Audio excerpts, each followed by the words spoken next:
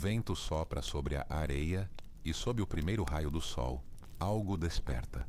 A superfície do deserto brilha como ouro derretido, e ali, imóvel há milênios, um rosto de pedra contempla o nascer do dia. É o olhar da esfinge, o guardião que viu o tempo passar e permaneceu. Bem-vindo ao canal Lenda Adormecida.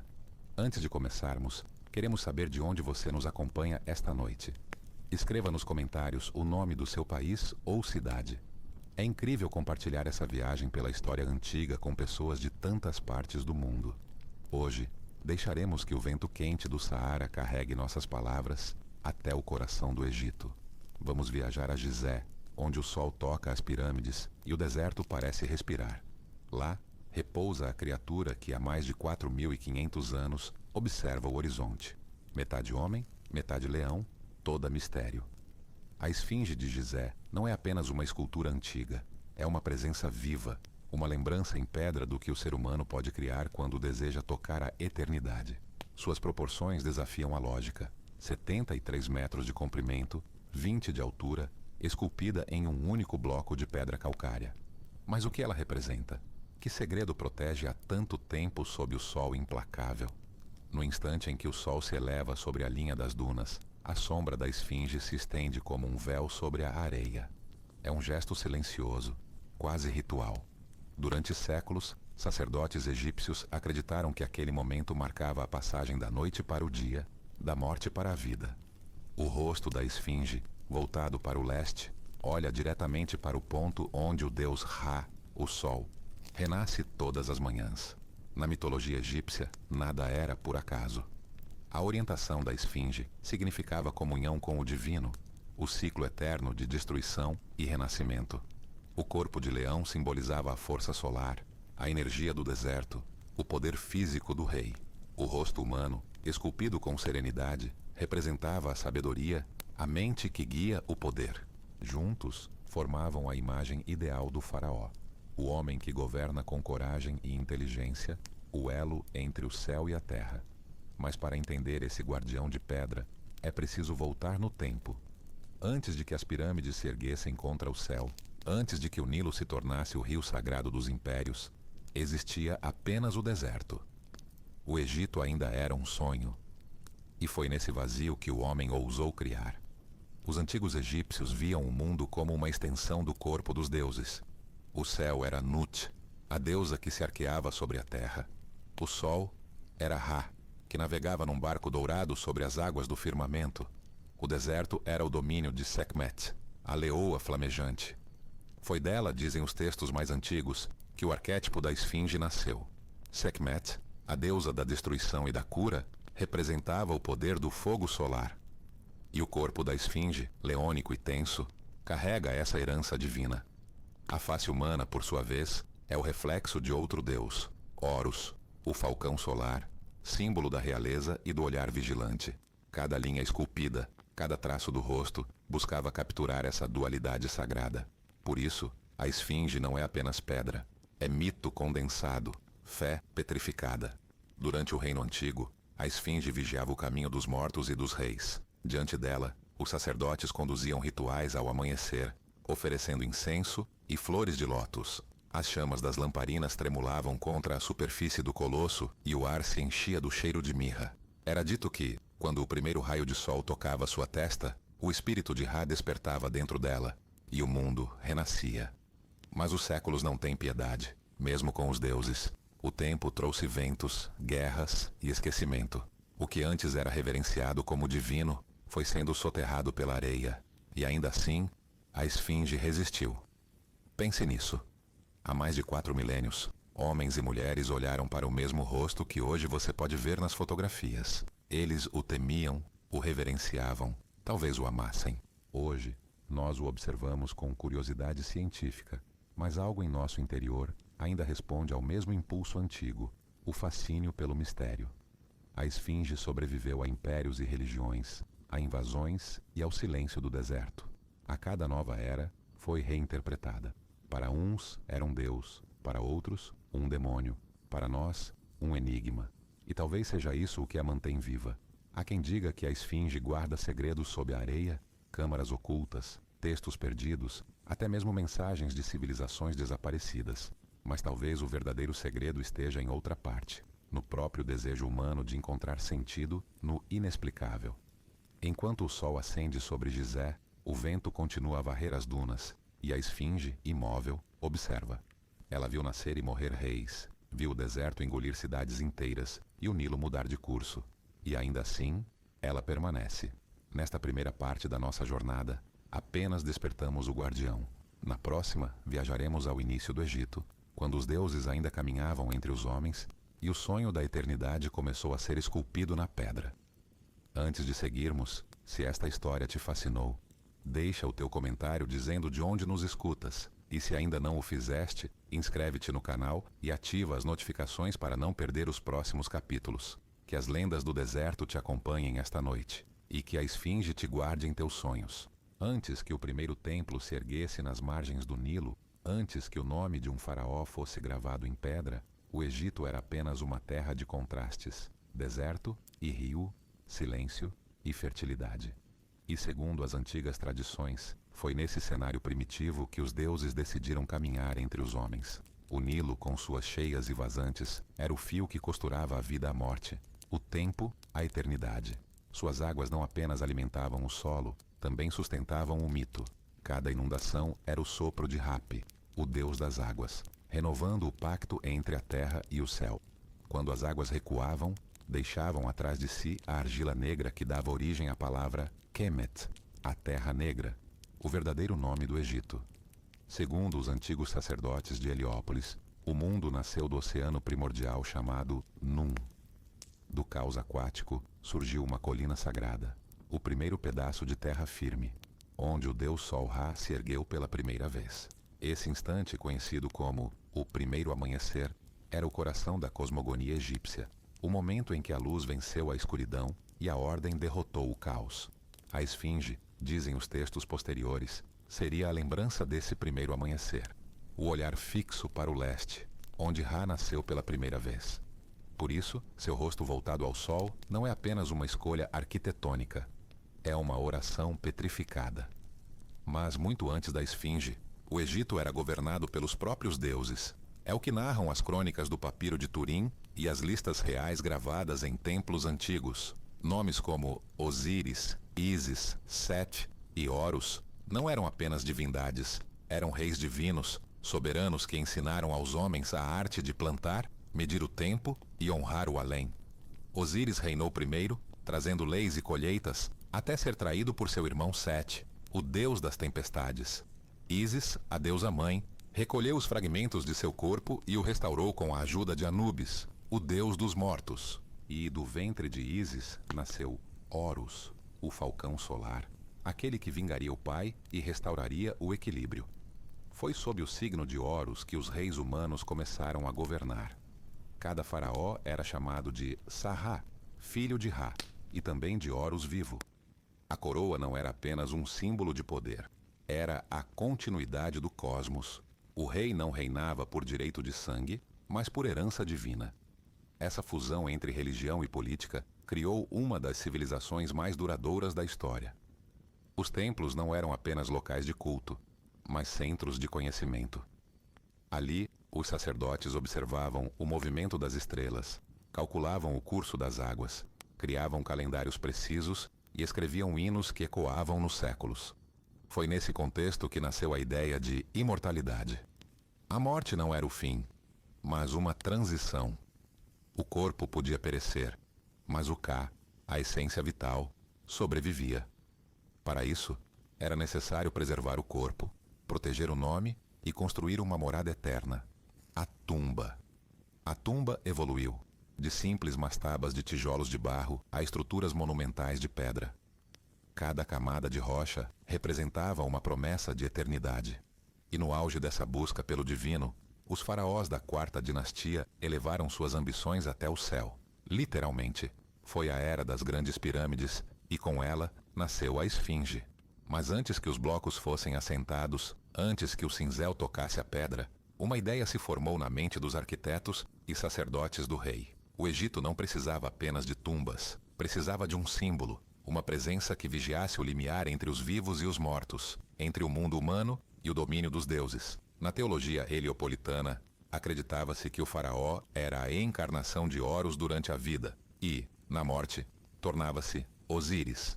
O ciclo da realeza imitava o ciclo solar. Assim, erguer monumentos voltados para o sol nascente não era apenas uma questão de estética, mas de fé. É nesse ponto que a simbologia da esfinge se une à dos deuses gregos e romanos. Assim como Apolo guiava o sol através do firmamento, Horus guiava a luz sobre o Egito. Assim como Zeus observava o mundo do alto do Olimpo, Ra vigiava do horizonte. E assim como a Pítia de Delfos guardava segredos divinos, a esfinge guardava o silêncio do deserto. Nas primeiras dinastias, os templos solares começaram a alinhar suas entradas com o nascer do sol em dias específicos do ano. Era o nascimento do pensamento astronômico religioso, um sistema de crença que unia o céu e a pedra. A esfinge, construída séculos depois, seria a culminação dessa tradição. E, enquanto o Egito crescia, suas crenças se tornavam mais complexas.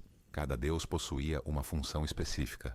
Thoth, o escriba divino, guardava o conhecimento e as palavras. Ptah, o deus artesão, dava forma ao invisível. Maat, a deusa da verdade e da ordem, mantinha o equilíbrio do universo. Acreditava-se que, quando o rei morria, seu coração era pesado diante de Maat. Se o coração fosse leve como a pluma da deusa, o faraó ascendia ao campo dos juncos, o paraíso egípcio. Se fosse pesado de culpa, era devorado por Amit, a criatura híbrida de crocodilo, leão e hipopótamo. Essa noção de julgamento e renovação estava no centro da visão egípcia da vida. E foi para garantir a passagem segura ao além que os faraós ergueram pirâmides, templos e monumentos. Cada pedra, cada inscrição hieroglífica era uma súplica ao tempo. Entre essas orações de pedra, uma se destacaria para sempre, uma figura colossal, esculpida não para glorificar a si mesma, mas para guardar algo maior. Quando o jovem Quefren subiu ao trono, o Egito já era um império de luz. O deserto para ele era um templo aberto. Ali, no planalto de Gizé, mandou talhar a esfinge, não como simples guardiã, mas como extensão do próprio Deus solar. A esfinge seria, portanto, o elo final entre o homem e o divino, o leão, símbolo do poder terreno, o rosto humano, a consciência, e o olhar voltado para o leste, o caminho do renascimento. E enquanto os blocos das pirâmides se elevavam em direção ao céu, o corpo da esfinge emergia da rocha viva. Era como se a própria terra despertasse para vigiar o império dos deuses. Nos séculos que se seguiram, muitos reis tentariam imitar a glória de Quefren, mas nenhum conseguiria criar algo tão duradouro. Pois a esfinge não foi feita apenas de pedra, foi feita de fé.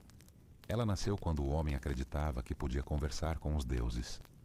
E, de certa forma, continua sendo a resposta muda de uma divindade antiga a quem ousou perguntar: o que é a eternidade? E enquanto a noite cai sobre o deserto e as estrelas brilham sobre o Nilo, a esfinge permanece em sua vigília, olhando para o ponto onde o sol renascerá mais uma vez. Na próxima parte, penetraremos na era dos construtores, os reis que desafiaram o céu e ergueram as maiores pirâmides da terra. Se você está gostando desta jornada, deixe seu comentário dizendo o que mais te fascina nas lendas do Egito. E se ainda não o fez, inscreva-se no canal e ative as notificações. A história continua, e o deserto ainda guarda muitos segredos. O sol ergue-se sobre o deserto de Gizé, e as sombras das pirâmides se estendem como dedos de pedra sobre a areia dourada. O ar vibra com o calor que começa a nascer, e o vento traz consigo o cheiro seco da eternidade. É aqui, neste silêncio que não conhece o tempo, que começou a dinastia dos construtores, homens que ousaram imitar os deuses. O Egito havia se tornado um império de ordem e luz. As cheias do Nilo garantiam colheitas abundantes, e os templos pulsavam com hinos dedicados a Ra, o sol que renascia a cada dia. No coração desse equilíbrio divino, surgiu uma linhagem de reis que acreditava poder alcançar a imortalidade não apenas na alma, mas na própria matéria. Eles ergueriam monumentos que resistiriam ao tempo, e com eles, seus nomes. Foi assim que nasceu a quarta dinastia, a era de Quéops, Quefren e Miquerinos. 3 faraós, 3 pirâmides, 3 tentativas de alcançar o céu.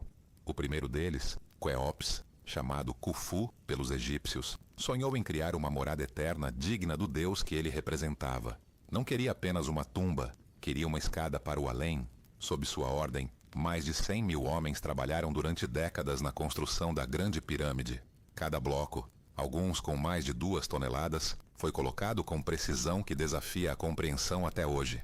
Os sacerdotes diziam que a pirâmide de Quéops era uma projeção do próprio cosmos. Suas 4 faces estavam alinhadas com os pontos cardeais, e sua base representava a Terra, enquanto o ápice tocava o domínio dos deuses. Era o ponto de encontro entre o visível e o invisível. Mas nem mesmo a grandiosidade de Quéops seria suficiente para conter a ambição de seu filho, Quefren. Quefren cresceu vendo as sombras da pirâmide do pai cobrirem o deserto ao entardecer. Ele herdou um império próspero, mas também um desafio: superar o legado do homem que se tornara quase divino. E foi assim que o jovem faraó voltou seus olhos para a pedra viva da planície. Ali, onde o vento havia desgastado o calcário, ele viu uma forma latente, como se a própria terra estivesse esperando ser despertada. Mandou então chamar os melhores artesãos, os arquitetos e os sacerdotes do templo solar. Ordenou que talhassem da rocha uma figura que representasse a união perfeita entre força e sabedoria, entre o corpo animal e a mente humana. Assim nasceria a grande esfinge de Gizé. A lenda diz que o próprio Quefren serviu de modelo para o rosto. O que seria mais apropriado? O faraó, representante de Ra na terra, olhar eternamente para o nascimento do sol, como se garantisse, a cada amanhecer, que o ciclo do mundo continuaria.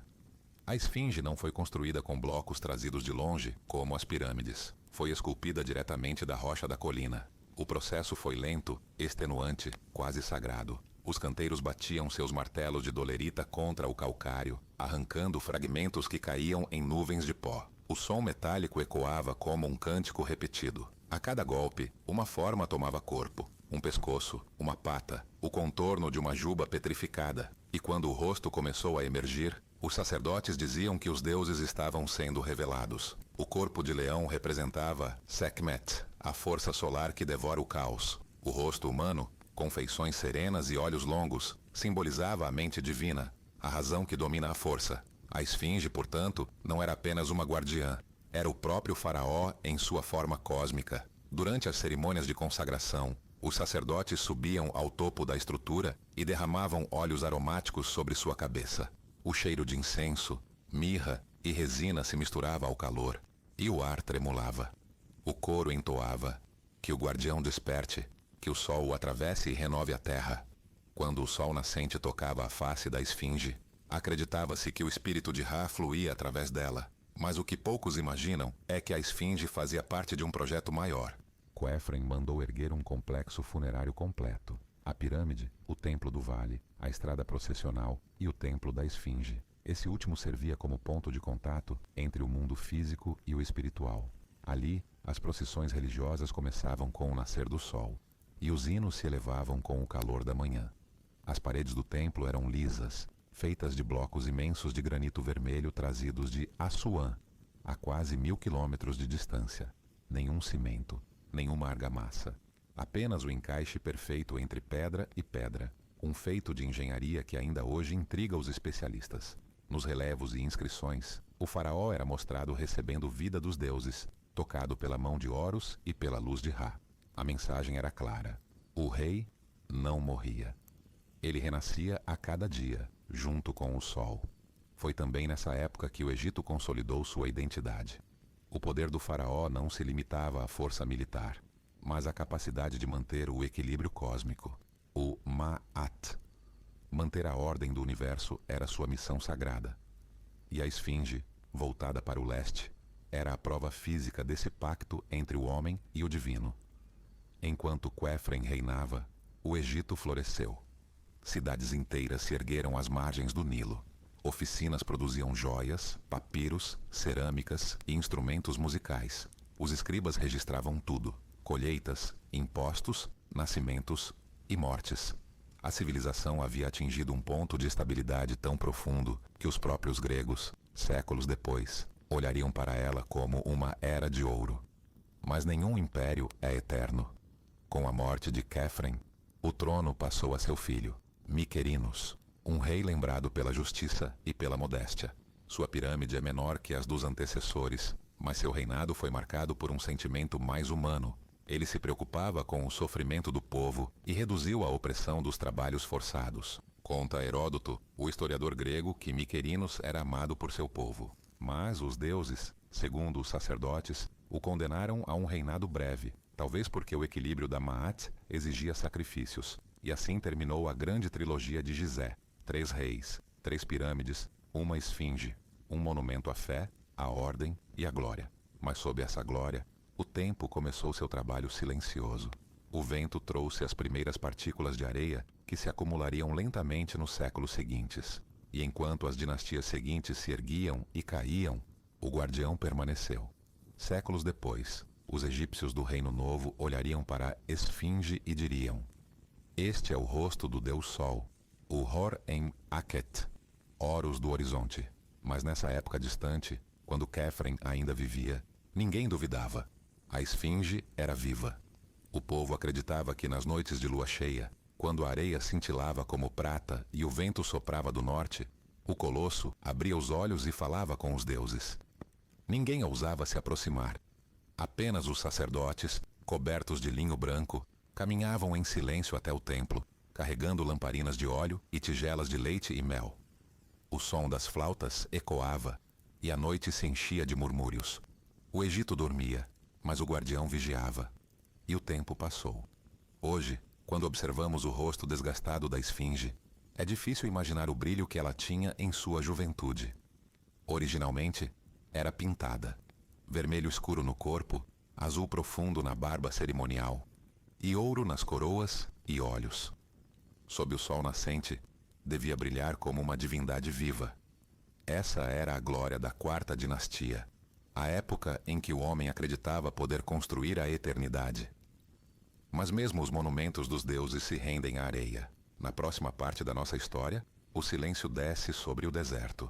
O Egito começa a mudar, e a esfinge, que já foi adorada, temida e coroada, será esquecida sob o manto do tempo.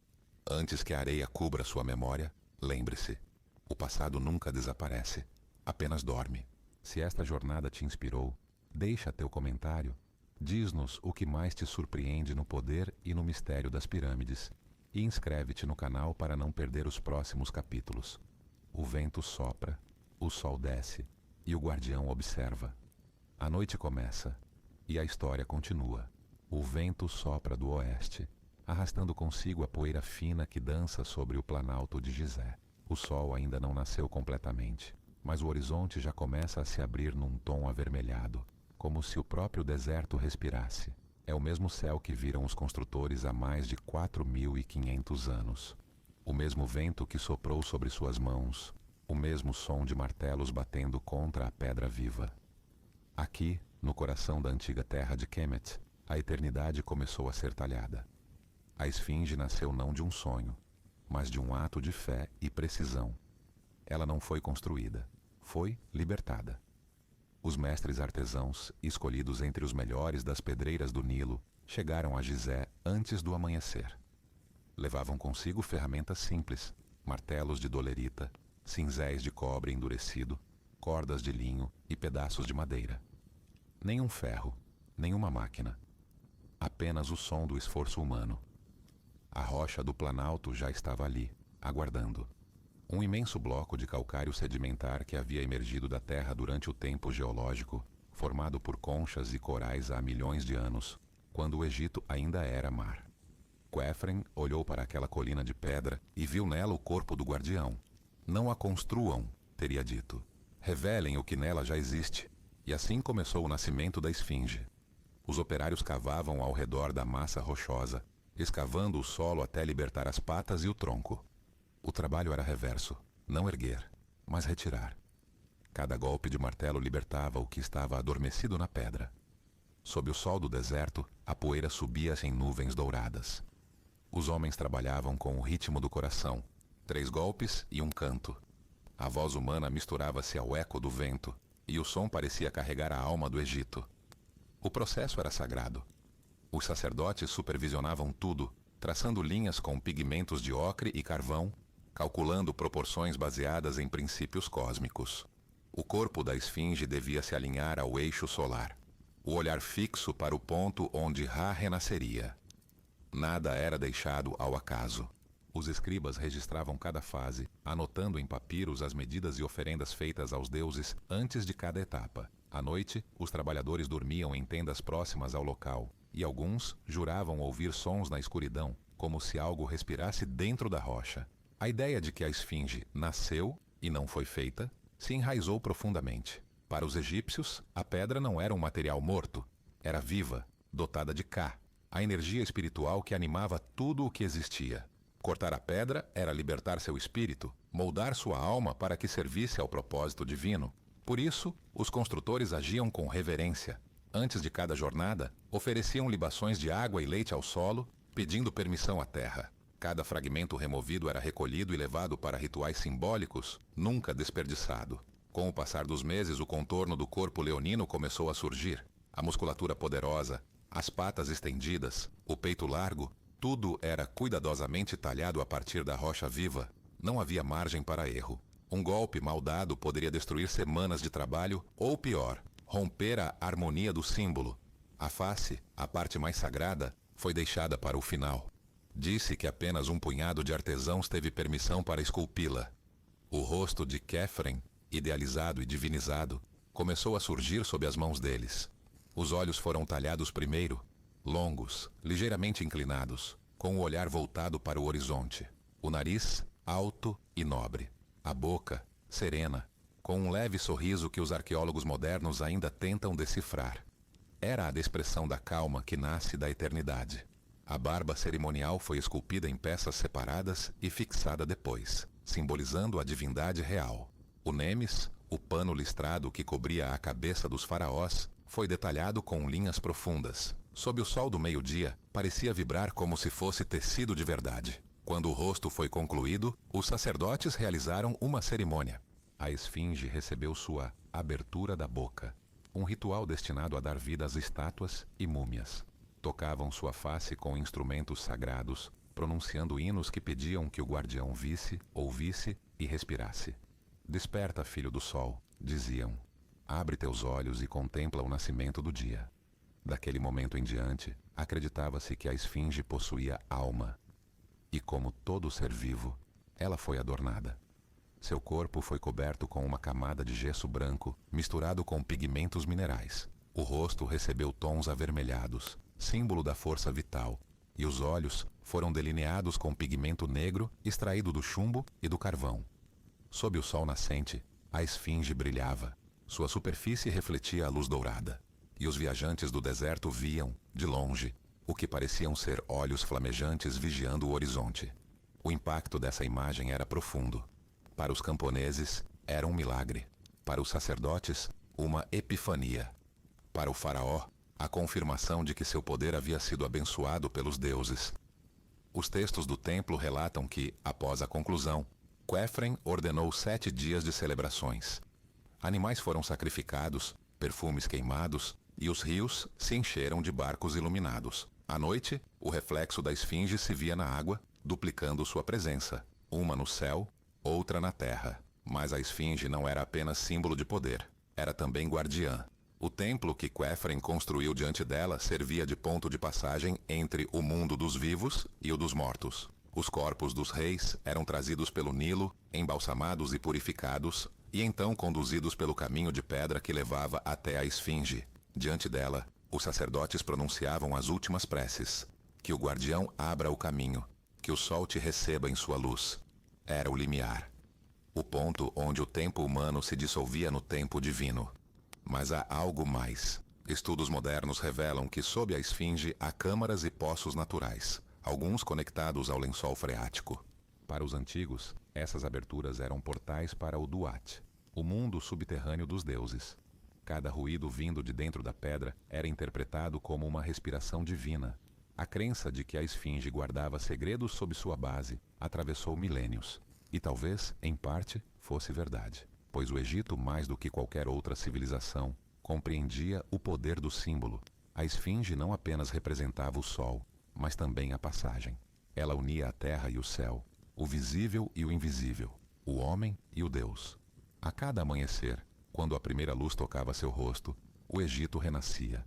Era o lembrete diário de que a ordem ainda existia, de que o caos permanecia contido. Com o tempo, a areia começou a se acumular aos seus pés. O vento depositava camadas finas, quase imperceptíveis. Mas no início, isso pouco importava. A esfinge ainda estava desperta, ainda brilhava, ainda falava ao coração dos homens. Os sacerdotes acreditavam que enquanto o sol nascesse, ela nunca dormiria. E assim, a criatura de pedra continuou a vigiar o horizonte. Mas os séculos não têm piedade. Reinos ruíram, dinastias desapareceram, templos foram esquecidos, a língua mudou, os deuses se calaram, e o vento cobriu a terra. O guardião que havia nascido da rocha seria pela primeira vez engolido pela própria terra que o criou. Na próxima parte desceremos junto com a areia e o tempo. A esfinge será soterrada, e com ela, séculos de silêncio e esquecimento. Mas esta noite, deixa teu comentário. Se vivesses naquela época, serias um construtor, um sacerdote, ou apenas um viajante olhando, em silêncio, para o rosto de pedra sob o nascer do sol? E se ainda não o fizeste, inscreve-te no canal e acompanha os próximos capítulos desta viagem pela eternidade. Porque o deserto fala, mas só para quem sabe escutar. O sol nasce outra vez sobre o planalto de Gizé. A luz se espalha lentamente e a areia parece incendiar-se sob o calor do amanhecer. Os pássaros do deserto traçam círculos no céu e, pela primeira vez neste dia, o olhar da esfinge se acende.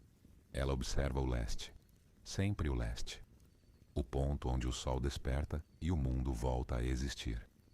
Durante séculos, sacerdotes, astrônomos e reis se perguntaram o mesmo. Por que a esfinge olha exatamente para lá, e não para outro lugar? A resposta é tão antiga quanto o próprio Egito. O leste era o domínio de Khepri, o deus escaravelho, aquele que empurrava o sol através do firmamento a cada manhã, trazendo luz ao mundo. Era também a direção da vida, do renascimento, do começo. Tudo o que surgia, planta, rio, estrela ou rei, vinha do leste. A esfinge voltada para essa direção não era apenas um monumento. Era uma bússola espiritual. Os sacerdotes do templo solar de Heliópolis acreditavam que o movimento do sol era a mais perfeita das orações. O dia e a noite formavam o coração do cosmos, e cada amanhecer representava a vitória de Maat, a ordem, sobre Isfet, o caos. O olhar da esfinge, fixo no nascer do sol, era o testemunho dessa eterna vitória. Quando o primeiro raio tocava seus olhos, acreditava-se que o próprio Ra atravessava a pedra e abençoava a terra. Mas o mistério vai além da simbologia. Há um segredo matemático, quase cósmico, escondido na orientação da esfinge. O corpo do guardião está perfeitamente alinhado com o eixo leste-oeste. Sua face posicionada com precisão milimétrica diante do ponto onde o sol nasce durante o equinócio. É o mesmo ponto onde, 2 vezes por ano, o dia e a noite se equilibram. A esfinge, então, não apenas contempla o sol, ela marca o equilíbrio do mundo. Para um observador moderno, isso pode parecer apenas um detalhe arquitetônico, mas para os egípcios era o coração do universo. Eles acreditavam que o céu e a terra eram espelhos, e que o que acontecia acima tinha reflexo abaixo. Essa ideia, que os gregos chamariam depois de como acima, assim abaixo, já vivia nas margens do Nilo milhares de anos antes. O Egito foi o primeiro povo a registrar o tempo, não apenas pela passagem dos dias, mas pelo movimento das estrelas. À noite, quando o sol mergulhava no submundo, as estrelas surgiam como sentinelas da escuridão. Entre todas elas, uma se destacava, a estrela Sírius, que os egípcios chamavam de Sopdet. Seu brilho anunciava a cheia do Nilo, o início do novo ano, o renascimento da vida. Os templos e pirâmides foram alinhados com base nesses ciclos celestes, e a esfinge, guardiã de pedra, fazia parte desse grande relógio cósmico. Durante o amanhecer do solstício, o disco solar se erguia precisamente entre as pirâmides de Khefren e Quéops, formando um triângulo de luz sobre o horizonte. Vista daquele ponto, a esfinge parecia observar o sol nascer entre as montanhas de pedra, um espetáculo que unia o divino e o humano em um mesmo gesto. Era o Egito em sua forma mais pura, matemática e fé, geometria e misticismo. Mas há algo ainda mais intrigante. Estudos recentes mostram que o desgaste da rocha na parte posterior da esfinge sugere marcas de erosão provocadas por chuva, não por vento. Se isso for verdade, significaria que sua origem é ainda mais antiga do que se acreditava, talvez anterior ao próprio Reino Antigo. Se a esfinge foi realmente esculpida numa época em que o Egito ainda era verde, coberto por chuvas e vegetação, então ela testemunhou o nascimento da própria civilização. Teríamos diante de nós não um monumento de uma dinastia, mas o vestígio de um mundo esquecido. Essa hipótese fascina arqueólogos e sonhadores, pois transformaria a esfinge na mais antiga escultura monumental da Terra. Mais antiga que as pirâmides, mais antiga que as cidades da Mesopotâmia. Um eco da primeira mente humana que quis desafiar o tempo. Mas talvez o segredo do olhar oriental vá além das medidas, além da geologia e da engenharia. Talvez ele pertença à linguagem dos símbolos. O leste não é apenas a direção do sol, é também o portal entre mundos. Para os egípcios, a jornada da alma após a morte começava justamente ali. Ao amanhecer, o espírito do faraó se erguia junto com o sol e navegava pelo céu em sua barca dourada, acompanhando Ra em sua travessia diária. À noite, descia com ele ao submundo para lutar contra as forças da escuridão e renascer na manhã seguinte. A esfinge, voltada para o leste, era o guardião dessa travessia. Ela via o rei partir e o recebia de volta. Era o ponto onde o visível encontrava o invisível, e há uma beleza nisso que vai além da religião. O Egito Antigo via o tempo como um círculo, não como uma linha. Nada terminava. Tudo retornava. O sol que morria ao anoitecer era o mesmo que renascia no dia seguinte. A morte não era o fim, era apenas uma pausa. Assim, o olhar da esfinge é o olhar do retorno. O olhar que diz, nada está perdido, tudo se transforma. Sob sua sombra, as caravanas vinham de longe. Mercadores, peregrinos e guerreiros se ajoelhavam diante dela, pedindo proteção para suas viagens. Alguns deixavam oferendas de flores secas, outros derramavam leite e vinho. Os sacerdotes, de pé, entoavam cânticos que falavam de equilíbrio e de silêncio. E à noite, quando o vento diminuía e o deserto se tornava espelho do céu, os astros refletiam nos olhos da esfinge, como se ela os observasse, não como um ser inanimado, mas como algo consciente. Era esse o poder do símbolo, um rosto imóvel que continha o movimento de 1000 sóis, uma pedra silenciosa que falava mais alto que todas as vozes humanas. Mas o tempo, sempre paciente, começou a mudar o Egito. As dinastias passaram, os deuses ganharam novos nomes, e o deserto cresceu. Pouco a pouco, a areia avançou sobre o guardião. Os ventos traziam grãos finos do Saara e os depositavam aos seus pés. Primeiro cobriram as patas, depois o peito. E, por fim, apenas o rosto permaneceu visível, como uma lembrança, uma testemunha do passado, olhando o futuro. Séculos depois, viajantes do Reino Novo encontrariam apenas sua cabeça emergindo da areia. Eles a chamaram de Hor-en-Akhet, Horus do Horizonte, o deus que renasce com o sol. Assim, mesmo soterrada, a esfinge nunca deixou de cumprir seu papel. Ela continuava a olhar o leste, continuava a vigiar o nascer do sol, mesmo quando o resto de seu corpo dormia sob a areia. E talvez aí resida o verdadeiro segredo de seu olhar. Ela nunca desviou. Não importa quantos impérios caíram, quantos nomes foram esquecidos, quantas línguas desapareceram. A esfinge continua olhando para o mesmo ponto, o renascimento. O mesmo sol que iluminou Khéphren toca hoje sua face gasta. O mesmo vento que soprou sobre os construtores ainda ecoa em suas orelhas de pedra. E o mesmo olhar, imóvel, continua atravessando os séculos. Quando o sol nasce sobre o deserto e toca a esfinge, algo desperta também em nós. Uma memória antiga, uma lembrança de que tudo o que o homem busca, imortalidade, sabedoria, poder, é apenas um reflexo daquilo que o sol faz todos os dias, morrer e renascer. Na próxima parte da nossa história, o silêncio vai se aprofundar. A areia cobrirá o guardião, e o Egito entrará numa era de sombra e esquecimento. Mas antes que o vento leve nossas palavras, deixa teu comentário. O que você sente ao imaginar o mesmo sol que nasceu sobre Khéphren, iluminando hoje o rosto gasto da esfinge? E se ainda não o fizeste, inscreve-te no canal e ativa as notificações. O próximo capítulo te levará ao sono do guardião, O momento em que a esfinge desapareceu sob as areias do tempo. Boa noite. O deserto volta a respirar. E o olhar da esfinge continua, fixo, esperando o amanhecer. O vento do deserto não apaga as pegadas. Ele as transforma. O que ontem era caminho, hoje é duna. O que hoje é monumento, amanhã será lembrança. Assim começa o silêncio. Séculos se passaram desde a glória da quarta dinastia. O Egito, que antes resplandecia sob o olhar dos deuses, começou a mudar. Os templos ainda estavam de pé, mas a fé que os sustentava tremia. Novos reis, novos nomes, novos rituais. E, lentamente, o deserto começou a reclamar o que era seu. O Nilo, esse fio de vida, seguia seu curso paciente, mas o poder se fragmentava. O reino, antes unificado sob um só faraó, agora se dividia entre príncipes e generais. As oferendas aos templos diminuíam. Os escribas escreviam menos hinos e mais registros de dívidas. A poeira acumulava-se sobre os altares e o ouro desaparecia dos olhos das estátuas. E lá, em Gizé, o guardião de pedra começou a sentir o peso do tempo. Primeiro vieram as tempestades de areia. O vento, que antes era brisa, tornou-se lâmina. Dia após dia, o corpo da esfinge era polido e ferido, como se o próprio deserto quisesse apagar suas feições. A areia, fina e persistente, começou a se acumular aos seus pés. Com o passar das décadas, as patas desapareceram. Depois, o peito. E finalmente, o corpo inteiro foi engolido.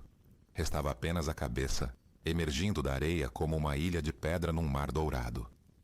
Os camponeses que passavam pelo Planalto já não sabiam seu nome. Alguns diziam que era o rosto de um deus adormecido, outros que era o espírito de um rei amaldiçoado. E havia quem acreditasse que a cabeça de pedra guardava um tesouro sob a areia, ouro enterrado pelos faraós para enganar os invasores, mas os invasores vieram mesmo assim. O Egito foi conquistado por outros povos, hicsos, assírios, persas, gregos, romanos. Cada um trouxe seus deuses, suas línguas, seus sonhos, e todos olharam para sua esfinge com um misto de fascínio e temor. Os gregos a chamaram de Esfinx, nome que mais tarde daria origem à criatura de seus próprios mitos, metade mulher, metade besta, devoradora de homens. Eles não compreendiam o que viam. Para eles, aquele rosto imóvel escondia um enigma. E assim, o mito mudou de forma. A esfinge egípcia, guardiã do sol e da ordem, tornou-se para os estrangeiros símbolo de mistério e morte. Roma veio em seguida, e com ela, o peso do esquecimento. Os templos tornaram-se ruínas. Os sacerdotes foram substituídos por soldados e administradores. As procissões cessaram, e o deserto cresceu mais um pouco. Naquele tempo, a esfinge já não via o sol nascer. Seu olhar, antes alinhado com o horizonte, estava cego de areia. O vento gemia entre as pedras do templo de Quefren, e as caravanas passavam apressadas, sem olhar para trás. Mas mesmo no silêncio, ela ainda existia. O Egito antigo morreu, mas suas palavras permaneceram gravadas na pedra. Os hieróglifos, esquecidos por séculos, esperavam sua hora de falar de novo. E a esfinge, meio enterrada, meio desperta, era o último suspiro visível de uma era de deuses. Durante o Reino Novo, por volta de 1400 a.C., um jovem príncipe chamado Tutmés veio caçar em Gizé. Era uma manhã ardente, e ele, cansado da perseguição, buscou sombra junto à cabeça da esfinge, a única parte ainda visível sobre o mar de areia. Adormeceu ali e sonhou. No sonho, o colosso falou com ele. Sua voz era profunda, lenta, feita do som do vento e da terra. "Olha para mim, Tutmés", disse a esfinge. "Eu sou Horus do horizonte, o guardião do sol. Estou sufocada pela areia. Se me libertares, eu te darei a coroa do Egito." Quando o jovem acordou, o sol já estava alto. Ele acreditou no sonho, prometeu aos deuses libertar o guardião e ordenou que homens cavassem ao redor da cabeça. Durante dias, escavaram até que parte do corpo reapareceu. E ali, diante da esfinge libertada, Tutmés ergueu uma estela de pedra, a estela do sonho, onde gravou sua promessa e o cumprimento do pacto. Anos depois, ele realmente se tornou faraó. E o povo acreditou. Foi a esfinge quem o escolheu. Mas mesmo a fé tem limites diante do tempo. Quando Tutmés morreu, as areias voltaram. As escavações se perderam. Os templos foram abandonados novamente. A cabeça permaneceu, firme, solitária, olhando o horizonte. Era como se o deserto respirasse sobre ela, num ciclo eterno de esquecimento e revelação. Os séculos seguintes seriam longos e áridos. O Egito se tornaria província, depois ruína, depois lembrança. E a esfinge, muda, observava. Os árabes que chegaram muitos séculos depois a chamaram de Abu al-Hol, o pai do terror.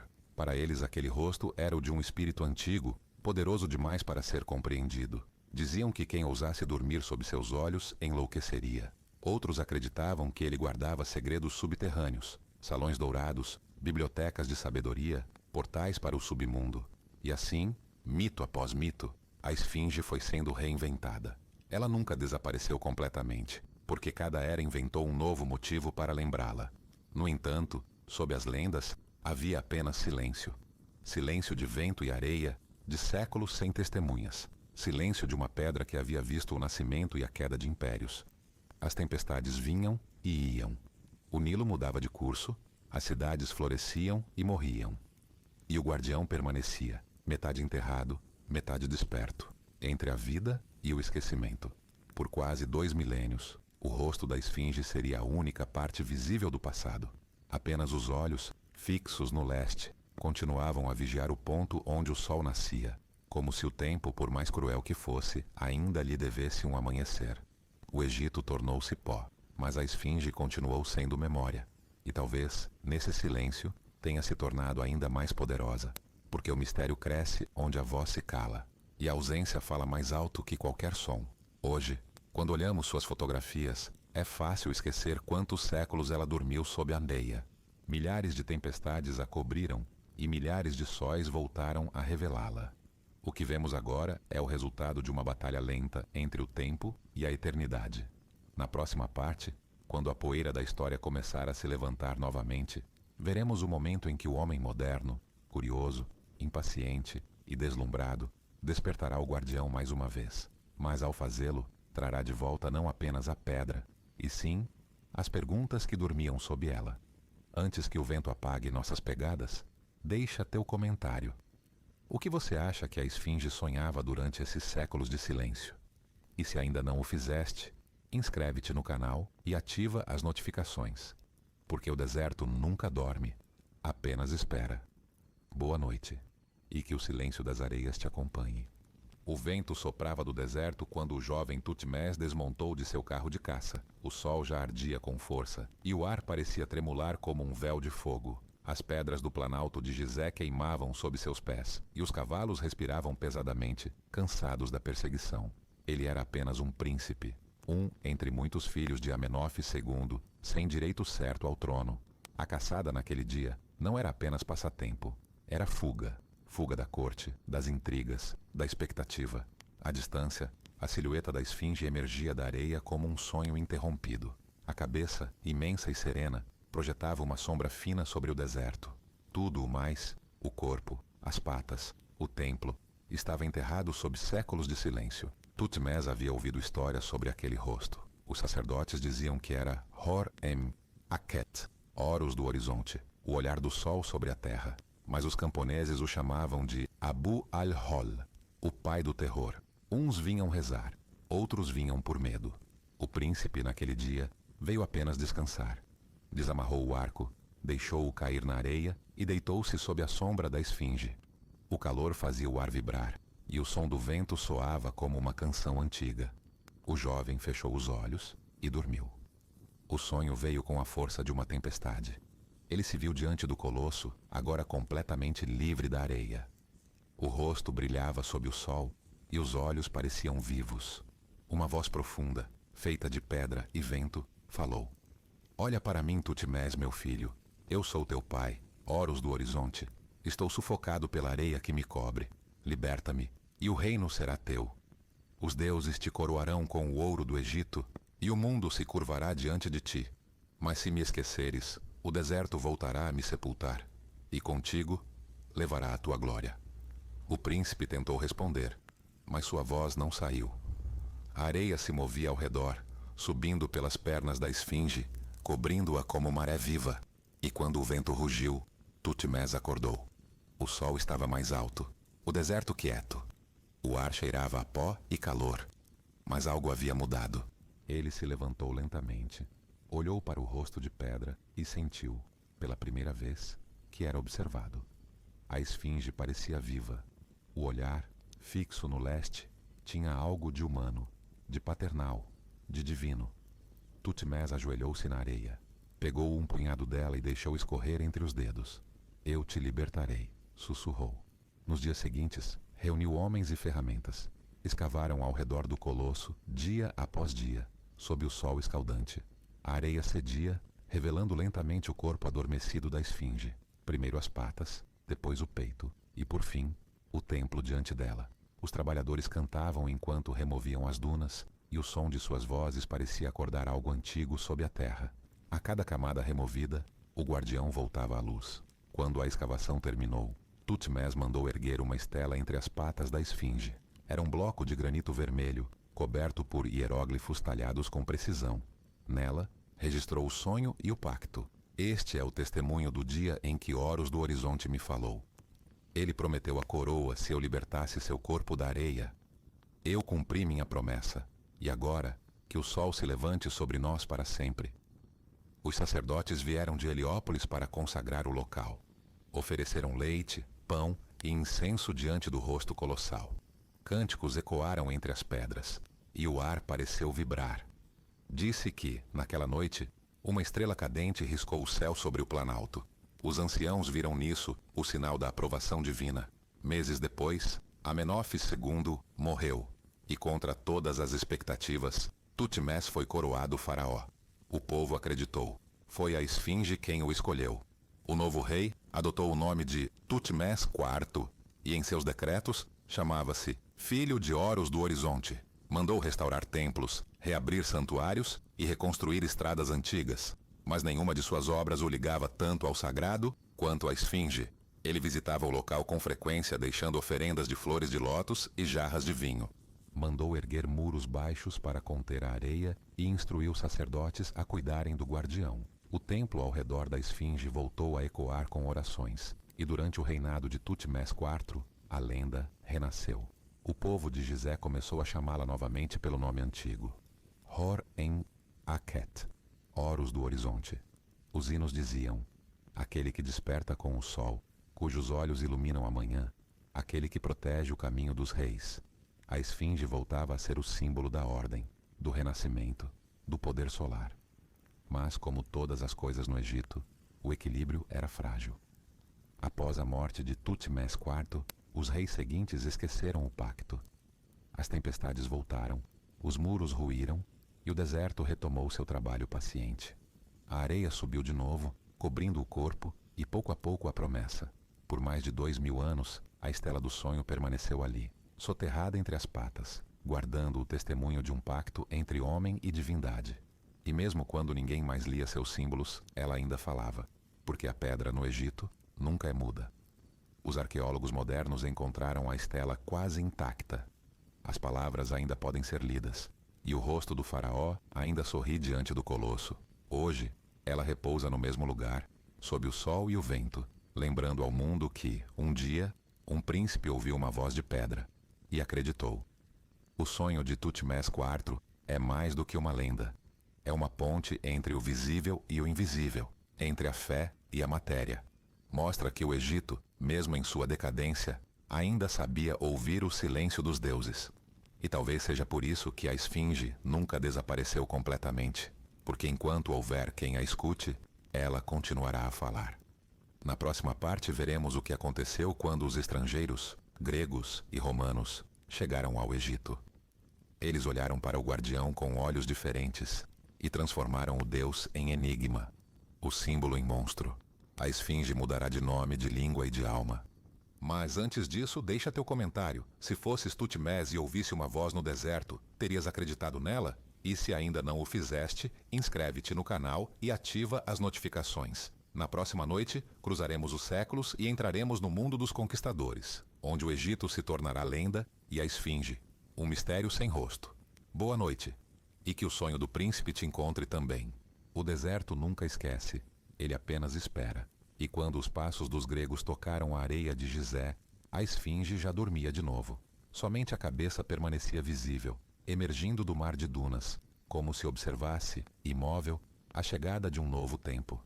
O Egito já não pertencia aos faraós. As dinastias antigas haviam se desfeito em poeira, os templos estavam em ruínas, e os sacerdotes de Ra falavam com vozes cansadas. O que antes era o império da eternidade agora era província, primeiro dos persas, depois dos gregos, e mais tarde, de Roma. Mas a esfinge continuava ali, imóvel, intacta, esperando. Quando os soldados de Alexandre o Grande marcharam por Mênfis e Tebas, ficaram em silêncio diante das pirâmides. Os generais gregos, acostumados com a glória das colunas de mármore e os templos do Olimpo, viram em Gizé algo mais antigo do que o próprio tempo. E foi ali, diante da esfinge, que compreenderam que haviam entrado não apenas em outro país, mas em outro mundo. Os sábios de Alexandria tentaram decifrar seus segredos. Chamaram-na Esfinx, um nome que já existia em sua língua, vindo da raiz sphingen, apertar, estrangular.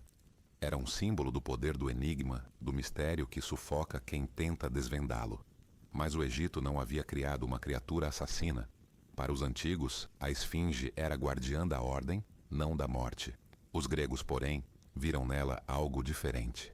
Uma força que testa, que pune, que questiona o homem diante do desconhecido. Assim nasceu uma nova esfinge, a grega, metade mulher, metade besta, sentada sobre rochas, propondo enigmas mortais. Quando Édipo enfrentou a criatura diante dos portões de Tebas, a pergunta ecoou: qual é o ser que anda sobre 4 patas pela manhã, 2 ao meio-dia e 3 à tarde? A resposta, o homem, libertou Tebas, mas também marcou o nascimento de um novo mito. A esfinge tornava-se símbolo do intelecto, da razão enfrentando o mistério. O que para o Egito era fé, para a Grécia se tornava filosofia. E assim, aos poucos, o rosto do guardião solar se transformou. A pedra de Quéfren se tornou ideia. A criatura que vigiava o nascer do sol passou a habitar o mundo das palavras, dos livros e dos sonhos. Mas o Egito permaneceu, silencioso, sob as areias. E quando Roma chegou, séculos depois, o deserto voltou a engolir o que restava de seus templos. Os romanos, fascinados pela grandiosidade, viam o Egito como uma terra de magia. Os generais construíram vilas diante das pirâmides. As estátuas dos faraós foram levadas a Roma e transformadas em troféus. Obeliscos ergueram-se diante dos templos de Vênus e de César. A esfinge, porém, permaneceu onde sempre estivera. Roma a olhou, a copiou, mas nunca a compreendeu. Os poetas latinos escreveram sobre ela. Diziam que seus olhos guardavam o destino dos impérios. E quando o sol do meio-dia queimava o deserto, os legionários acreditavam ver a sombra da esfinge mover-se sobre a areia. Para eles, o guardião não era mais um deus, era um presságio. Em papiros tardios, um escriba romano anônimo deixou um verso simples, quase murmurado. O vento fala, mas nós não o entendemos. A pedra dorme, mas nós não sabemos o que ela sonha. Roma, que se acreditava eterna, não entendeu o aviso. Com o tempo, o império se fragmentou. O Nilo, indiferente, continuou seu curso. E a esfinge, coberta pela areia até os ombros, viu o ocidente nascer e envelhecer. Vieram os séculos da fé e da escuridão, as cruzadas, as caravanas árabes, as ruínas cobertas de poeira. Os eremitas cristãos que atravessavam o deserto olhavam para o rosto colossal e viam nele não um deus, mas um demônio adormecido. Faziam o sinal da cruz e apressavam o passo. A esfinge, que havia sido o rosto do sol, tornou-se o rosto do medo.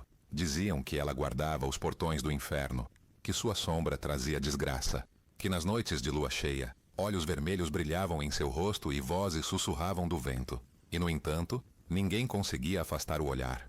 O mesmo fascínio que fez Tutmés ajoelhar-se sob seus olhos continuava vivo, agora misturado ao temor.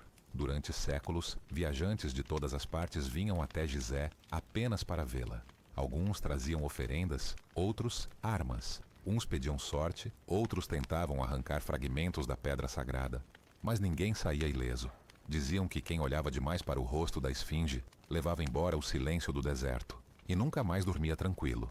Os árabes que herdaram o Egito chamaram-na novamente Abu al-Hol, o pai do terror. Para eles, ela era uma testemunha dos tempos antes de Adão, um guardião deixado pelos djinns para vigiar os portais do mundo. Poetas muçulmanos escreveram sobre ela em versos curtos, quase como orações. Quem vê seu rosto, vê o que foi, e o que será. O vento a cobre, mas o vento também a revela. O nome de Kefren já estava esquecido. O rosto humano agora era apenas um símbolo, mas o símbolo continuava a viver. Séculos mais tarde, quando os exploradores europeus chegaram com bússolas e câmeras, o mesmo olhar ainda os esperava. Eles chamaram a esfinge de a esfinge do enigma eterno. Viraram-na em metáfora, o mistério do tempo, da morte, da verdade. O que começou como templo tornou-se ideia. O que começou como fé tornou-se filosofia. E o que começou como guardião do sol tornou-se espelho da mente humana. Porque em cada época, a esfinge reflete quem a observa. Para os egípcios, era o Deus. Para os gregos, o enigma. Para os romanos, o presságio. Para nós, o símbolo do desconhecido. Mas sob todas essas camadas, ela continua sendo o que sempre foi. Uma pergunta sem resposta, esculpida em pedra. E talvez seja isso o que a torna eterna. O vento ainda sopra sobre o planalto. A areia ainda cobre e descobre o corpo adormecido. E o olhar, voltado para o leste, ainda espera o sol. Na próxima parte veremos o retorno do homem moderno, o momento em que o Egito redescobre a si mesmo e a esfinge volta a respirar sob o olhar dos arqueólogos. Mas o que eles encontrarão não será apenas pedra, e sim o espelho de nossa própria sede de mistério. Antes disso, deixa teu comentário. Para ti, o que a esfinge representa? Fé, medo ou conhecimento? E se ainda não o fizeste, inscreve-te no canal e ativa as notificações. Na próxima noite viajaremos ao século XIX, quando o vento da história soprou de novo e o guardião finalmente despertou. Boa noite. E que o eco dos conquistadores te encontre em sonho. O século XIX nasceu com a mesma ambição que um novo império.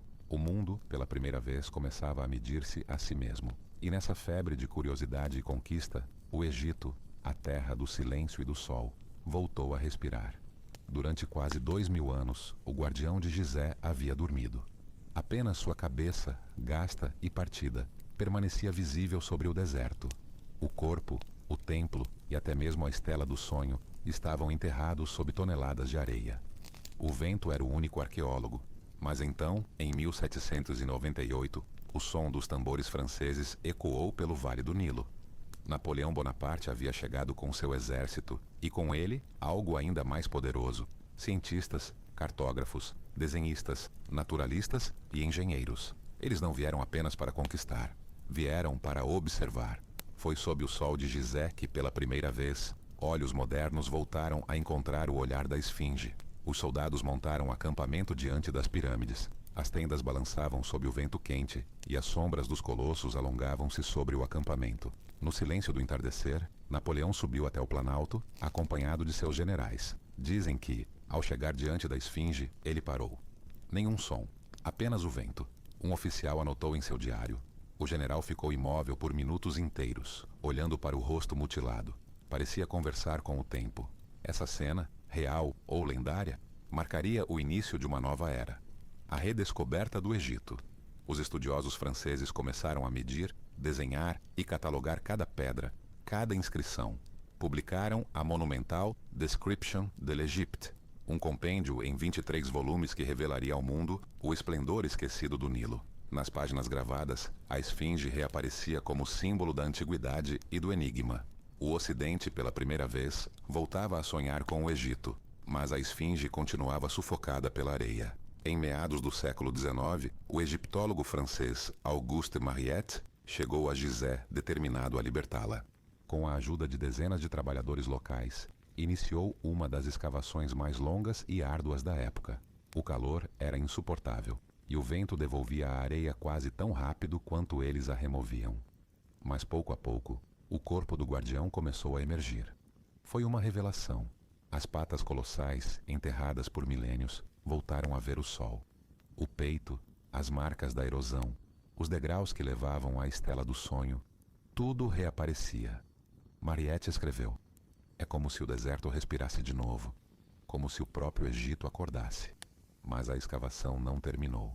Décadas depois, outro homem, Gaston Maspero, diretor do Serviço de Antiguidades do Egito, retomaria o trabalho. Desta vez com mais recursos, mais paciência, mais fé na ciência. Quando finalmente a esfinge foi completamente libertada, o mundo inteiro parou para olhar. As primeiras fotografias em preto e branco circularam pela Europa. Nas imagens, o colosso parecia vivo, emergindo do mar de areia como um deus renascido. Os jornais chamaram-no de o gigante de Gizé, o guardião ressuscitado, o rosto do tempo. E de certo modo era isso mesmo. A esfinge havia sobrevivido a tudo, dinastias, impérios, religiões e esquecimento. Agora, sob o olhar curioso de arqueólogos e turistas, ela voltava a existir. Mas algo havia mudado. Os antigos viam nela um ser divino. Os modernos viam um monumento. A fé dera lugar à análise. A oração fora substituída pela régua e pelo compasso. Mesmo assim, o mistério persistia. Nenhuma medição, nenhum mapa, nenhum estudo conseguiu explicar completamente a origem da esfinge. Quem a construiu? Por quê? E o que realmente representava? As teorias multiplicaram-se. Alguns diziam que fora Khephren, como indicavam os textos do templo. Outros, que era mais antiga, obra de uma civilização perdida, muito anterior ao Egito dinástico. Houve até quem afirmasse que a esfinge guardava túneis subterrâneos, câmaras secretas e bibliotecas escondidas. O fascínio tornava-se científico, mas o assombro permanecia o mesmo. Enquanto arqueólogos mediam, desenhavam e discutiam, a esfinge permanecia imóvel, olhando para o leste. Nem ciência nem fé pareciam abalar o que ela era. Um olhar que atravessa os séculos, indiferente às nossas perguntas. Em 1925, novas escavações revelaram a base do templo diante dela. Os blocos, encaixados com precisão quase sobrenatural, mostravam marcas de erosão antiga. O chão estava coberto de areia e ossos, restos de oferendas esquecidas, talvez de animais sacrificados há milhares de anos. Os arqueólogos, de joelhos, retiravam a areia com pincéis, como se tocassem algo sagrado, e talvez tocassem mesmo. Quando o sol se pôs sobre o planalto, um dos trabalhadores locais parou e disse, em voz baixa: "Ela está acordando de novo." E ninguém duvidou. O Egito moderno começou a crescer ao redor da esfinge. Trens e estradas chegaram a Gizé. Os turistas vinham de longe, trazendo câmeras e mapas, querendo ver com os próprios olhos aquilo que por séculos existira apenas em sonhos. E cada olhar, cada fotografia, cada palavra escrita, reacendia o mito. A esfinge, que havia sido um templo, depois um presságio, agora era um símbolo universal. Mas mesmo assim, ela parecia olhar através de nós, como se soubesse que o tempo dos homens é breve, e o dela, infinito. O corpo, restaurado, exibia marcas de erosão, rachaduras e cicatrizes. O rosto, mutilado, perdera o nariz e parte da barba cerimonial. Mas nada disso diminuía sua força. Pelo contrário, tornava-a mais humana, mais próxima, mais real. Os cientistas podiam medir suas proporções, calcular suas datas, estudar sua pedra. Mas nenhum deles podia medir o silêncio que ela emanava. O silêncio de milênios. O silêncio do sol nascendo sobre o mesmo rosto. O silêncio do tempo, que observa o homem e o deixa passar. Hoje, quando o visitante se aproxima, sente o mesmo que sentiu Napoleão, Thutmès, Khephren. Algo se move dentro do peito. Um reconhecimento inexplicável. É como se a esfinge, ao olhar para o horizonte, lembrasse o homem de que ele também é parte da areia, parte da pedra, parte do ciclo. Na próxima parte veremos como a ciência moderna, com satélites, lasers e sensores, tenta ainda hoje decifrar o que a esfinge guarda sob a superfície. Mas talvez o verdadeiro segredo não esteja sob ela, e sim diante dela, em nós. Antes disso, deixa teu comentário. Se estivesses entre os primeiros a vê-la emergir da areia, o que sentirias? Medo, reverência ou espanto? E se ainda não o fizeste, inscreve-te no canal e ativa as notificações. Na próxima noite, exploraremos as profundezas, as câmaras e os mitos escondidos sob o guardião. Boa noite. O deserto respira, e a esfinge observa. O vento sopra do deserto como se sussurrasse segredos. Ele passa sobre as dunas, desliza pelas pedras e toca o rosto da esfinge. Há milênios, o guardião permanece ali, imóvel, olhando o horizonte. Mas o que poucos sabem é que o maior mistério talvez não esteja em seu rosto, e sim sob seus pés. Desde que o homem moderno a libertou da areia, Uma pergunta não deixou de ecoar. Há algo escondido sob a esfinge? Os antigos egípcios acreditavam que o mundo dos mortos ficava logo abaixo da terra, acessível apenas aos deuses e aos reis. Chamavam-no Duat, o reino subterrâneo onde o sol viajava todas as noites antes de renascer. Para eles, o subsolo era um espelho do céu, um labirinto de túneis, câmaras e portais onde a alma era testada antes de alcançar a eternidade. E a esfinge, guardiã do horizonte e do renascimento, seria naturalmente o portal de entrada desse mundo invisível. Por séculos, viajantes e sacerdotes repetiram a mesma lenda. Sob o corpo de pedra dormiam câmaras secretas, salões dourados e uma biblioteca ancestral que continha o conhecimento do início dos tempos.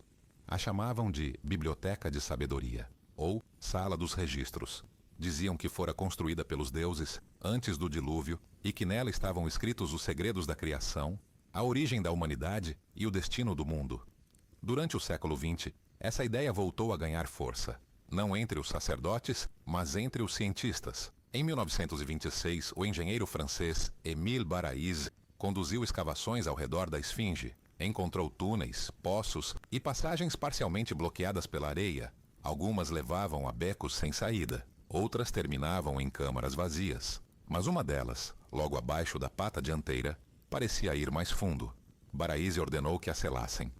Os documentos de sua escavação são breves, mas deixam um rastro de silêncio. Décadas depois, na década de 1990, uma equipe americana liderada pelo Dr. Thomas Dobeke e John Anthony West usou sensores sísmicos para escanear o solo ao redor da esfinge. Os resultados revelaram algo inesperado. Grandes cavidades geométricas sob o corpo do monumento, especialmente entre as patas e sob o templo adjacente. A descoberta acendeu a imaginação do mundo. Seriam apenas formações naturais? Ou realmente existiriam câmaras construídas pelos antigos, talvez nunca abertas? O governo egípcio manteve cautela. As escavações subterrâneas foram proibidas até nova ordem, mas o mistério permaneceu. Os dados sísmicos, ainda hoje, são interpretados de maneiras diferentes. Alguns afirmam que as cavidades são fruto da erosão, da ação milenar da água e do vento. Outros insistem que há uma estrutura artificial lá embaixo, algo simétrico, algo planejado. As lendas mais ousadas dizem que nessas câmaras repousa a verdadeira história da humanidade. Um registro de civilizações anteriores, de reinos perdidos antes mesmo do Egito, talvez Atlântida, talvez outra era esquecida. Mas a esfinge, como sempre, não responde. A pedra não nega nem confirma, apenas observa. Os cientistas continuam voltando a Gizé com novas tecnologias, radares de penetração terrestre, sensores térmicos, drones. E vez por outra, algo estranho aparece. Zonas frias sob o flanco leste, ecos sísmicos que parecem vir de câmaras vazias, formas regulares invisíveis a olho nu. Cada descoberta reabre a mesma pergunta. Até que ponto o Egito já foi decifrado? E o que ainda está escondido sob sua areia? Mas talvez a resposta esteja num antigo provérbio egípcio, gravado em um fragmento de templo próximo dali. O que está embaixo é o reflexo do que está acima. O que está escondido é o espelho do que é visível. Os antigos sabiam o que faziam. Construíram a esfinge não apenas como guardiã do horizonte, mas também como ponte entre o céu e o subterrâneo. O olhar dela contempla o sol, mas seus pés tocam o mundo dos mortos. Entre os dois está o homem, aquele que sonha, cava e busca. A ciência, por mais precisa que seja, sempre termina no mesmo ponto onde começou o mito. A diferença é que agora o mistério tem instrumentos de medição, mas a sensação é a mesma. Há algo ali, algo que respira sob a pedra, algo que espera. Alguns arqueólogos descrevem a sensação de estar diante da esfinge à noite como uma presença. O vento muda de tom, o silêncio parece mais denso, e o som distante do Nilo mistura-se ao rumor da areia, criando a impressão de que o guardião sussurra. O Egito sempre soube que a verdade e o mito caminham lado a lado. As câmaras sob a esfinge talvez nunca sejam abertas, não porque não existam, mas porque o segredo é o que as mantém vivas. Enquanto houver mistério, haverá fascínio. E enquanto houver fascínio, a esfinge nunca dormirá de verdade. Hoje, quem visita o Planalto de Gizé vê apenas a superfície, a face desgastada, o corpo restaurado, os turistas com câmeras e chapéus. Mas sob tudo isso, ainda repousa algo: memórias, areia, silêncio, talvez uma história esperando para ser ouvida novamente. Os antigos diziam que a esfinge guardava o coração do tempo, um lugar onde o passado e o futuro se tocam, onde as eras se encontram e se apagam. Talvez as câmaras subterrâneas sejam exatamente isso, não salas de pedra, mas o próprio espaço entre o que sabemos e o que ainda não entendemos. A verdadeira biblioteca de sabedoria pode não estar escrita em hieróglifos, pode estar nas perguntas que continuamos a fazer, nos olhos que voltam a olhar o colosso e sentem o mesmo assombro de Tutmés, de Napoleão, de todos os que já estiveram ali. A esfinge é o espelho da busca humana, e sob ela, em cada grão de areia, dorme o reflexo do que somos, curiosos, mortais, teimosos, eternos. Na próxima parte, exploraremos o outro lado da eternidade, como a esfinge se tornou símbolo do inconsciente, do silêncio e da alma na arte, na filosofia e na psicologia moderna. O guardião antigo começa a falar novamente, agora dentro de nós. Antes disso, deixa teu comentário. Se um túnel fosse descoberto sob a esfinge amanhã, tu entrarias nele? E se ainda não o fizeste, inscreve-te no canal e ativa as notificações, porque as lendas não dormem, apenas mudam de forma. Boa noite, e que o vento de Gizé leve teus sonhos até as câmaras sob a areia. A noite cai sobre o deserto de Gizé. O vento é frio e as estrelas parecem tão próximas que se poderia tocá-las. A esfinge repousa, imóvel, diante do horizonte que já não muda. Mas o homem, que há milênios busca decifrá-la, mudou. Os deuses se calaram. Os faraós desapareceram. As dinastias viraram pó. E, no entanto, o rosto de pedra continua ali. O mesmo olhar, o mesmo silêncio. É como se o tempo tivesse passado apenas para nós. No século XX, enquanto arqueólogos e engenheiros estudavam suas proporções, artistas e filósofos começaram a olhar para a esfinge de outro modo. Não mais como ruína ou enigma, mas como espelho. A esfinge, diziam eles, é o reflexo da alma humana, o guardião do que não pode ser dito, o rosto do inconsciente. Quando Sigmund Freud estudou os mitos antigos, viu no enigma da esfinge grega o símbolo da mente humana, aquela parte de nós que guarda perguntas e verdades ocultas. Para ele, Édipo não derrotou um monstro, mas descobriu o que todos tentamos esquecer: o mistério de si mesmo. E a esfinge, silenciosa e impassível, representava esse segredo. Jung foi mais longe. Viu nela o arquétipo da sombra, o guardião entre o conhecido e o desconhecido, a consciência e o abismo. Disse: quem olha para a esfinge está na verdade olhando para dentro. E de certa forma, é isso mesmo. Cada geração projeta na esfinge aquilo que mais teme ou deseja. Para os antigos, era o sol e a vida eterna. Para os gregos, o enigma e a morte. Para nós, é a busca interior, o silêncio que habita a mente moderna, perdida entre tecnologia e solidão. A esfinge tornou-se símbolo da introspecção. O rosto imóvel, metade humano, metade animal, reflete a dualidade de nossa própria natureza. Razão e instinto, luz e sombra, o eterno conflito entre o que sabemos e o que fingimos não saber. Os artistas do século XIX e XX a redescobriram. Gustave Moreau pintou-a como uma mulher alada, melancólica, inclinada sobre o corpo de Édipo, não como assassina, mas como amante da verdade. Jean Delville viu nela a guardiã do conhecimento oculto. Salvador Dalí transformou sua imagem em sonho e delírio, um rosto que se dobra sobre si mesmo. E mesmo os poetas, de Rilke a Borges, encontraram na esfinge a metáfora da eternidade que observa o homem com paciência. Borges escreveu: nada é mais antigo que o rosto da esfinge, e nada é mais moderno. Ela nos contempla como o tempo contempla um espelho. Talvez por isso, ainda hoje, ao olhar para ela, sentimos algo mais do que admiração. Sentimos reconhecimento. O que é a esfinge, senão o retrato da própria consciência, feita de camadas, de perguntas, de silêncio? Um rosto que guarda a serenidade de quem já viu tudo e continua esperando a próxima resposta? Na psicologia moderna, há um termo: complexo da esfinge. Ele descreve a necessidade humana de esconder partes de si mesma, de proteger o mistério interior contra o olhar dos outros. Assim como a esfinge guarda câmaras sob a areia, cada pessoa guarda câmaras dentro de si, salas de memória, de dor, de sonho, e todas elas em silêncio sustentam a forma que mostramos ao mundo. Os mitos antigos não desapareceram. Eles mudaram de endereço, vivem agora dentro de nós. O Nilo corre na nossa memória.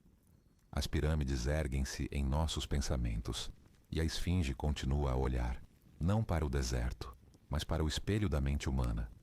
Talvez seja por isso que ninguém consegue encarar seus olhos por muito tempo, porque há algo neles que devolve o olhar. O filósofo Albert Camus dizia que o absurdo nasce quando o homem percebe o silêncio do mundo. E diante da esfinge, esse silêncio é quase palpável. Ela não responde, não explica, não justifica, mas de alguma forma compreende. A esfinge não é a voz do mistério, é o próprio mistério aceitando o silêncio. Quando o sol nasce sobre Gizé, seu rosto ilumina-se pouco a pouco. A sombra se move, e por alguns minutos seus olhos parecem vivos. É nesse instante que o homem moderno percebe: o que procuramos no espaço, na ciência, nas máquinas, já estava ali, esculpido na pedra. A pergunta é antiga, a resposta é humana. O guardião do horizonte tornou-se guardião da alma, e o deserto, que antes era geografia, tornou-se metáfora. O espaço interno onde buscamos significado. Hoje, milhões de pessoas viajam ao Egito. A maioria tira fotografias, sorri diante das pirâmides e segue adiante. Mas há sempre alguns que ficam parados, em silêncio, diante da esfinge. Não falam, não se movem, apenas olham. Talvez eles entendam o que os antigos sabiam, que a sabedoria não está em decifrar o enigma, mas em aceitá-lo. O que a esfinge nos ensina é simples e terrível. Não há resposta. E mesmo assim, continuamos a perguntar. Ela é a lembrança de que o mistério é o que nos mantém vivos. Sem ele, o mundo seria apenas areia. Na próxima parte, atravessaremos o presente. Veremos como a esfinge vive hoje entre tecnologia e turismo, ruído e reverência, e como, mesmo em meio ao caos moderno, seu silêncio ainda domina tudo. Antes disso, deixa teu comentário. Quando olhas para a esfinge, o que vês? Uma ruína? Um símbolo? Ou a ti mesmo? E se ainda não o fizeste, inscreve-te no canal e ativa as notificações. A história está quase no fim, mas o silêncio do guardião é eterno. Boa noite. E que a esfinge te olhe de volta, com serenidade. O sol nasce sobre Gizé como há 5.000 anos. A luz, ainda suave, toca o rosto da esfinge e faz brilhar as fissuras de sua pele de pedra. O ar vibra com o som distante da cidade moderna. Carros, vozes, passos. O Cairo desperta. Mas a esfinge, imóvel, parece fora de tudo isso. Ela não pertence ao presente, pertence ao tempo. Hoje, milhões de pessoas vêm vê-la todos os anos. Chegam em ônibus turísticos, guiados por vozes em dezenas de idiomas. Tiram fotos, sorriem, tocam a areia e dizem quase sem perceber: é menor do que eu imaginava. Mas ao ficarem em silêncio por um instante, sentem algo, um peso, um olhar, uma presença que não se explica, porque a esfinge não é pequena. Somos nós que nos tornamos grandes demais em palavras e pequenos demais em espanto. Câmeras registram o que o olho vê, mas não capturam o que se sente diante dela. A dimensão não está no tamanho, mas na sensação, na ideia de que algo ali atravessou milênios para nos observar. E talvez para nos lembrar. A superfície está cansada. O corpo, corroído pelo vento e pela poluição, mostra as cicatrizes do tempo moderno. O nariz, perdido há séculos, é lembrado por lendas. Alguns dizem que foi destruído por invasores, outros por soldados de Napoleão. A verdade é que ninguém sabe. E talvez isso não importe. O que falta à esfinge apenas reforça o que ela sempre foi, incompleta e eterna ao mesmo tempo. Projetos de restauração se sucedem. Arqueólogos e engenheiros analisam cada pedra, cada fissura, usam scanners 3D, drones, lasers, mapeiam o monumento como se quisessem decifrar um código que o tempo escreveu e depois escondeu. Mas o tempo é paciente. E o deserto também. Durante a noite, quando o Cairo se cala e o vento sopra do Saara, a esfinge volta a ser o que era. Silêncio. Os refletores se apagam, e apenas a lua ilumina o rosto mutilado. A sombra das pirâmides se alonga e o deserto recupera o domínio. É então que o passado parece respirar de novo. O Egito moderno cresce ao redor, prédios, hotéis, estradas. Mas a esfinge continua olhando o mesmo ponto no horizonte, o mesmo sol que renasce e morre todos os dias. Ela não mudou. Nós mudamos. O guardião de pedra já viu impérios nascerem e ruírem. Já viu o mar recuar o deserto avançar, as línguas se misturarem. E agora vê algo novo. O homem tentando vencer o próprio tempo. Máquinas voam, redes unem continentes. A informação viaja mais rápido que o vento do Saara. Mas nenhuma invenção humana conseguiu fazer o que a esfinge faz: permanecer. Há algo de irônico nisso.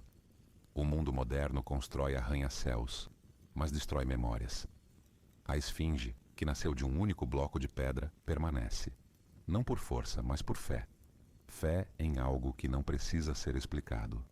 Arqueólogos egípcios continuam a trabalhar em Gizé, agora lado a lado com cientistas de dezenas de países. Escavam, medem, analisam, mas também, secretamente, veneram.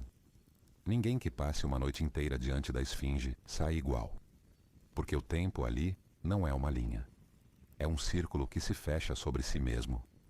O vento que toca o rosto da esfinge é o mesmo que tocou Kefren. O mesmo que embalou o sonho de Thutmés. O mesmo que silenciou Napoleão. E talvez o mesmo que hoje sussurra aos nossos ouvidos: vocês passarão. Eu ficarei. As pirâmides e a esfinge são mais do que monumentos. São lembranças de que a eternidade não é um lugar, mas um estado de espírito. De que o homem, por mais que construa e destrua, sempre buscará algo que o ultrapasse. E de que o silêncio pode conter mais verdade do que 1000 bibliotecas. No fim do dia, quando o sol se põe atrás do deserto, o rosto da esfinge mergulha na penumbra. A areia, dourada há poucos minutos, torna-se fria e cinzenta. O vento levanta pequenos redemoinhos e cobre suas patas com pó, como se o deserto, paciente, esperasse a hora de reclamá-la novamente. Mas o homem não a deixará desaparecer. Não desta vez, porque ela se tornou parte de nós. Está nas nossas palavras, nas nossas imagens, nos nossos sonhos, nas telas, nas moedas, nas páginas dos livros. A esfinge atravessou a religião, a filosofia, a ciência e sobreviveu a todas. Ela é agora símbolo da própria ideia de permanência. E ainda assim, há algo profundamente humano em sua solidão. Ela observa, mas não fala. Guarda segredos que talvez nunca sejam revelados. E mesmo assim, nos fascina. Porque nela vemos aquilo que mais desejamos: a possibilidade de durar. Mas durar, descobrimos, não é viver. É testemunhar. E a esfinge é testemunha de tudo. Hoje, quando os visitantes partem e o deserto volta a silenciar, a esfinge permanece sozinha sob o céu estrelado. O tempo passa, o vento canta, e as estrelas, como velhas chamas, voltam a brilhar no mesmo lugar. É nesse instante que ela parece viva, não como um ser, mas como uma lembrança consciente. Talvez o verdadeiro segredo da esfinge seja este. Ela não protege o passado. Protege o futuro, o nosso desejo de continuar perguntando, mesmo quando já sabemos que não há resposta. Na próxima parte, chegaremos ao fim desta jornada. Falaremos não da esfinge como monumento, mas como legado, o que ela representa para a humanidade e o que nos ensina sobre o tempo, o silêncio e a eternidade. Antes disso, deixa teu comentário.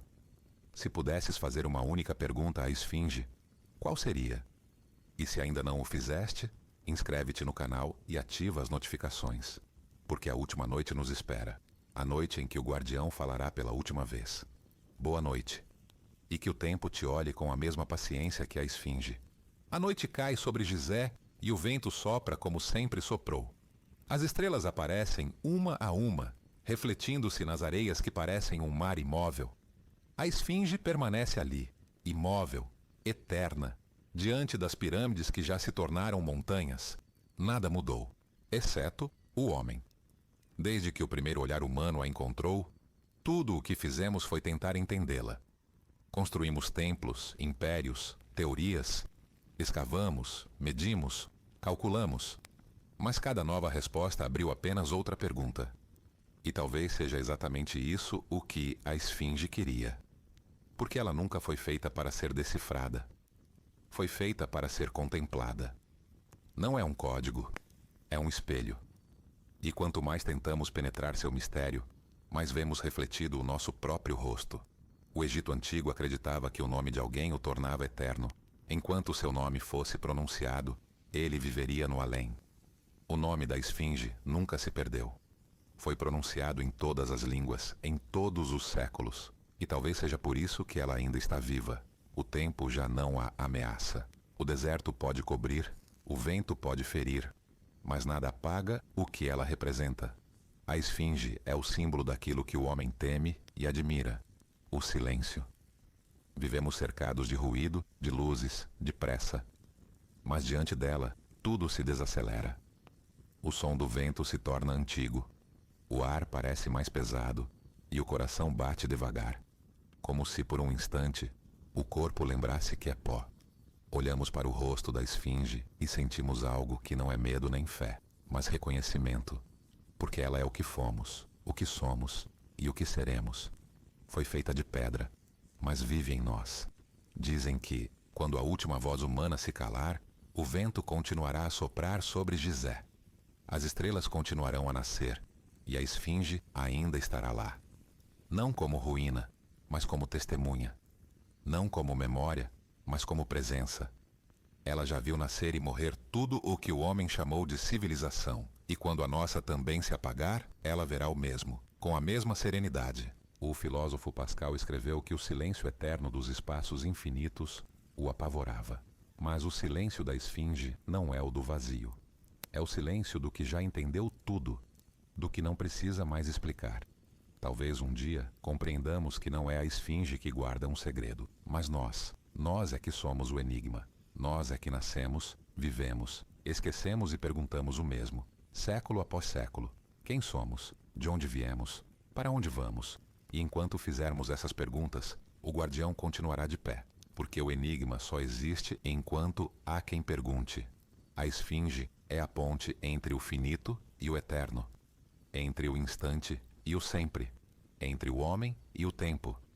O sol voltará a nascer sobre Gizé amanhã, como tem feito por 5 milênios, e a primeira luz tocará o rosto da esfinge, o mesmo olhar que viu Kefren, que falou com Tutmés, que silenciou Napoleão, que observou os arqueólogos modernos e agora observa a nós. Ela olha e nós olhamos de volta. Nesse encontro de olhares está o milagre. O tempo se curva por um instante. E tudo, passado, presente, futuro, se torna um só respiro. Talvez seja isso o que chamamos de eternidade. Quando a última câmera se desligar e o último visitante partir, a esfinge permanecerá sob o céu escuro, cercada pelo deserto e pelo vento. O mundo adormecerá, mas ela não, porque ela é o sonho que o mundo sonha consigo mesmo. E se um dia voltarmos a esquecer, se a areia voltar a cobri-la, ela esperará. Sempre esperou. Sempre esperará. O Egito é o país que aprendeu a dialogar com o tempo. E a esfinge é a frase mais longa desse diálogo. Uma frase dita em pedra que ecoa por milênios e cuja última palavra nunca será pronunciada. A esfinge não tem voz, mas fala. Não tem alma, mas ensina. Não tem olhos, mas vê. Ela é a lembrança de que o silêncio também é linguagem, de que a eternidade não está no ouro, nem na glória, mas na permanência de um olhar. E assim, a história termina onde começou, com o vento, o sol e o deserto, com o guardião e o horizonte, com o homem olhando para algo que o ultrapassa e ainda assim o reflete. O fim e o começo são o mesmo lugar. E a esfinge eterna permanece entre ambos. Boa noite. E que o silêncio do guardião te acompanhe até o amanhecer.